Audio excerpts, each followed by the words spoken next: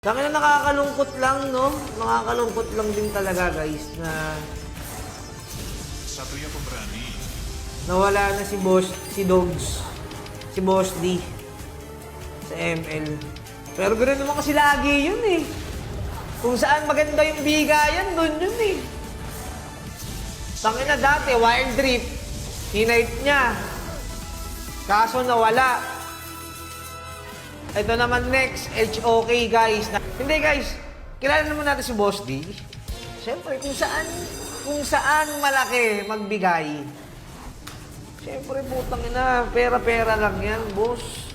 Tapos maganda pa yung sistema ng HOK, di ba? Dati kasi Wild Rift, kaso nga lang yung Wild Rift hindi nagtagal.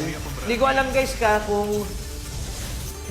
guys kung yung Wild Rift buhay pa o ano. Basta alam ko, naging ambassador din siya doon. Tapos tong HOK, next na pinoromote niya. Which is maganda, guys, ha? Maganda yung HOK talaga, maganda. Pati yung mga caster, putang ina, mga solid, boss. Hindi ko naman sinasabi na hindi solid yung caster ng Wild Rift. Iba kasi gumalaw si HOK, guys, eh. Parang all-in. All-in yung pera niya, talagang labas kung labas mag-promote, call.